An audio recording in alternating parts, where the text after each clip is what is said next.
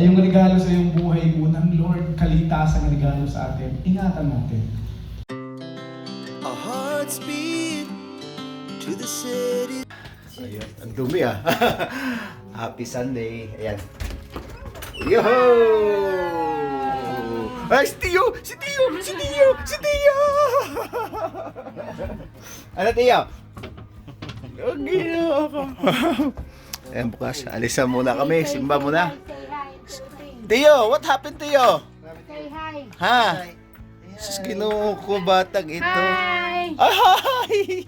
Buti nag-hi! All in Philippines. Pakilak mo yung ano, please. Ayan. Simba muna tayo. Dala tayo ng kunting pagkain para kasi dito sa simbahan may pagkain kami after church. Buksan mo nga yung buksan mo yung ayan doon sa kabila. Ang ganda ng guys, oh. Ang ganda ng klima today. Napakainit, parang Pinas, nasa umaano kami sa 40. Ibig sabihin ba, paandarin mo? Kasi medyo mainit 'yan eh. Parang Pilipinas yung init, sobra. Oo, marunong lang magpaandar yan, pero hindi marunong mag-drive yan. Piling, video mo ako play. Diyan ako pre. Gusto niya ko, videohan daw siya. Feeling kasi kaya natin. Sige. Ayan. Hanggang bukas lang yan ang sasakyan. Hindi yan ganyan lang. Yan lang. May tunog na yung aking belt sa sakyan pa. Bukas mo. Lagyan natin yung ulam. Ayan guys, sobrang sarap dito. Ayan. Uy. Ayan. Diyan, marawan yan dyan. Hindi, okay lang. Papunta na rin tayo. Sandali lang naman. Ayan guys, ganda yung namin dito, yung palibot namin. Paikot kasi itong bahay dito eh. Pag ganyan, oh.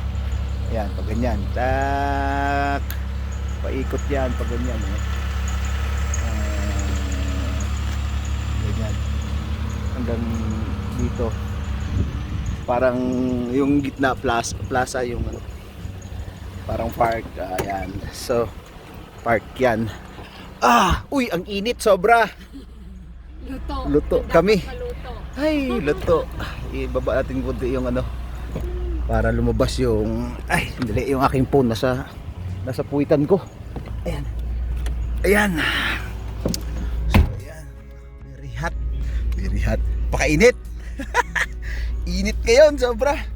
Lakasan natin yung Teo. palabasin natin yung hangin sa yung aircon, papalabasin yung hangin kasi sobrang init doon sa loob ng sasakyan. Doon nakabilad nga eh. So yun, happy Sunday. So ganito palaging namin every Sunday. So dito kasi yung nabagit ko kanina yung yung pagkain sa church. Dito lang kasi yan nangyayari. Hindi lang dito yung nasa panahon na nasa Saudi time ako, ganun din. After church may pagkain. Dito ganun din. Parang yun na yung pinakasalo-salo after the church. So ibang-iba kaysa doon sa Pilipinas. Parang pagka tapos mo kanya-kanya na. Dito may pagkain pa kami. Kakain, kwentuhan, chikahan. Ayan. Ganon para lalong mag yung bonding ng ng mga church member. So yun guys, huwag natin pahabain kwento kasi malilate na kami. Punta na tayo doon. See you there. Tayo kasi malapit lang naman talaga ang church dito. 5 minutes lang. Kaya lang sobrang init. Hindi tayo pwedeng maglakad. Kasi may bit-bit tayo. Init sobra. So ating ulam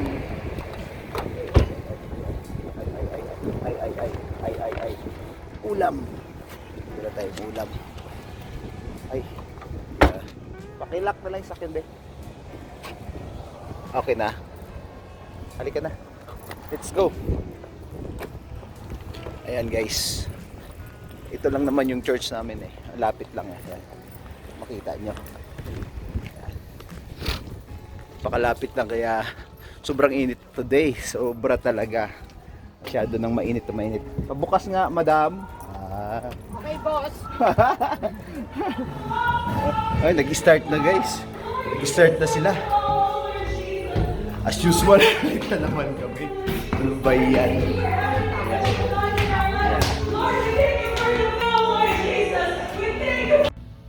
In Christ Jesus, our Lord. Ang problema, maraming tao hindi nakakaalam na yun ay regalo sa kanila.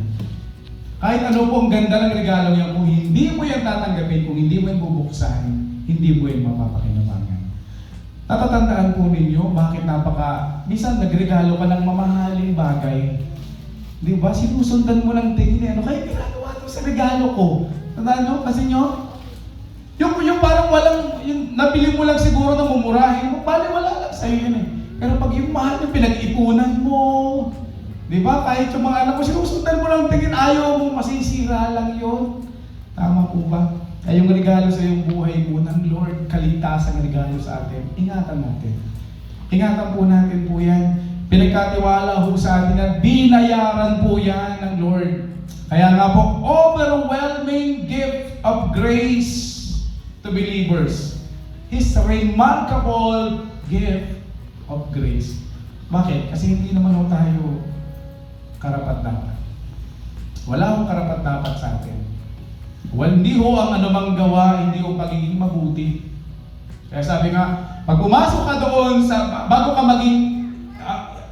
maging immigrant, hindi naman titingnan yung track record mo kung mabuti ka eh. Kahit anong kwento mo pa doon. Kahit napakabuti ko, doktor ako, dami ko ginawa, bla bla bla bla. Hindi. Nasaan yung visa mo? Ano ba? Ilan naman ang titingnan sa atin eh. Hindi ang ginawa mo, hindi ang posisyon mo, yung visa mo, yung grace ng Lord Jesus Christ sa atin kung lahat.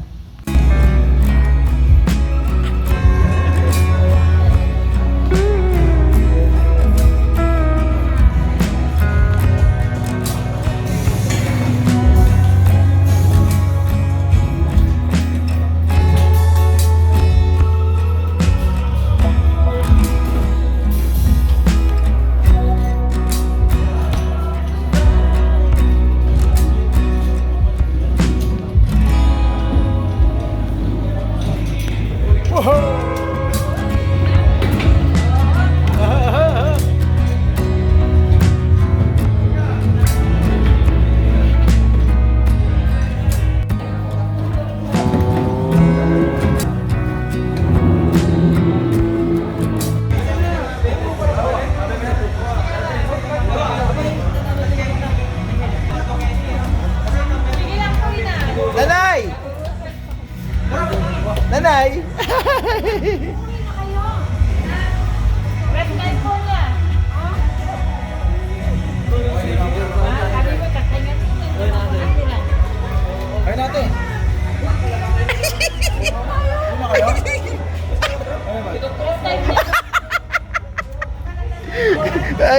Diet pa ako niya. Diet pa. Diet pa daw. Kasi ako doon eh. Para sa ito. Hi kids! Ako lang nakita, okay? Para sa asawa.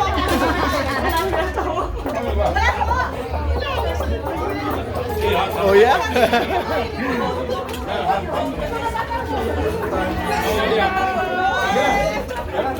Ang dami oh!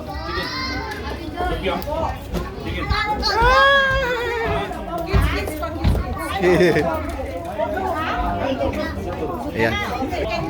Pila tayo guys. Nagulat ako doon. Nagulat ako doon.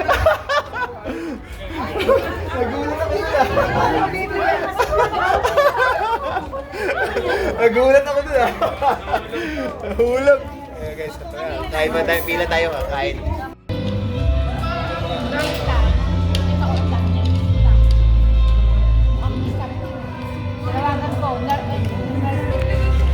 Kainan time.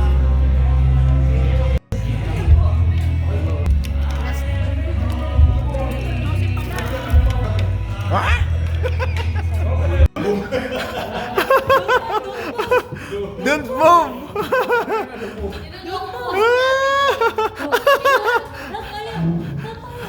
Help! Help! Help! Help! Okay, don't move! Don't move!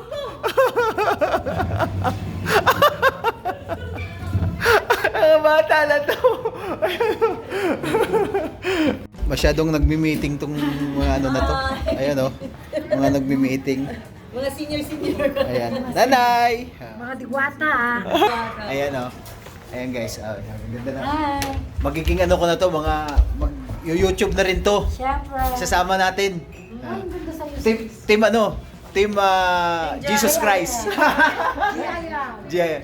Ayan guys, maraming salamat sa panonood. Don't forget to subscribe. Share and like. Subscribe. God bless you!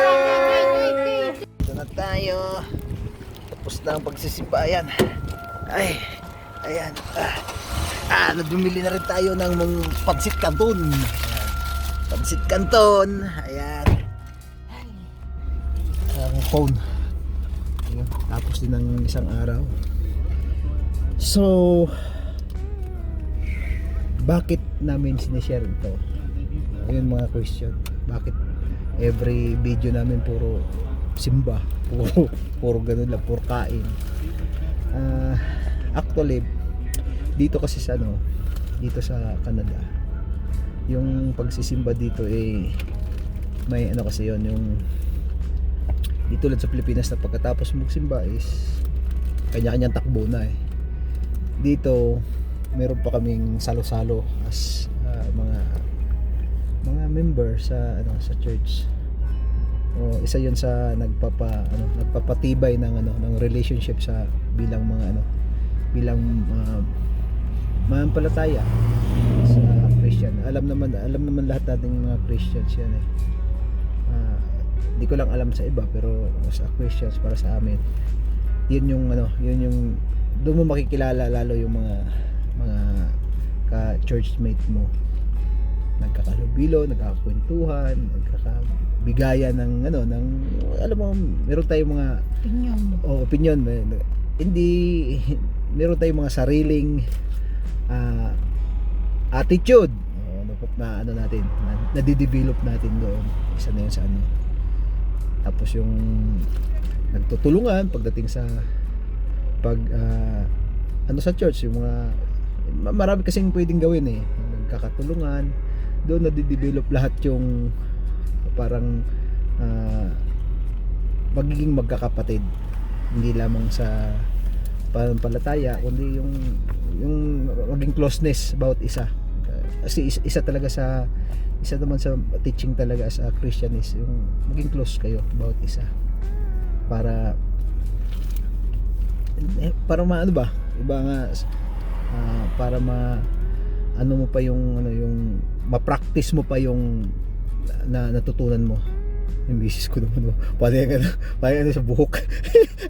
ako siya naman para ma-practice pa lalo yung mga natutunan mo kasi mga Bible verses, marami naman yan lahat naman tayo nag-ano sa ganun. So nai-implement mo nag-English na tayo konti o may apply mo pala. Apply naman, English pa rin yun. Paano bang Tagalog ng apply? Na i-share English din to, isa rin to na ipapaliwanag. Papaliwanag ka dyan. Ipapasa mo. Papasa? Na ipapasa. Naku, kami yung dalawa nagkakagulo pa kami ayun, ganun lang guys. Basta napapractice. Basta yun, napapractice mo yung natutunan mo sa hindi lamang sa sarili mo kundi sa iba din. Kahit paano magkaroon tayo ng yung hindi lang puro pakikinig kundi dapat isasagawa din natin. Kasi minsan nakakalimutan na natin na pakinig lang tayo ng pakinig pero hindi rin naman natin nagagawa yung bagay na yun. So useless lang. So yun lang naman guys, yun lang yung i-share namin today. Sunday, tapos na naman Sunday. Alam mo ang buhay namin dito. Bukas trabaho na naman, kayod na naman. Alam mo na, kayod na naman. Kaya ang tawag dyan is Canada pa more. Canada pa more. Yung mga nagdi-dreams ng Canada. So magiging buhay nyo is work, bahay, bahay, work. Yun. So, ganun lang. So guys, maraming salamat sa panonood. Nawa itong na-share namin sa inyo na today, yung aming video. Thank you for watching naman. Maraming salamat and God bless us all. Babo! God!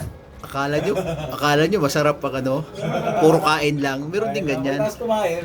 Ayan. Tapos magutom ulit. Oo. Tapos subscribe and like, share.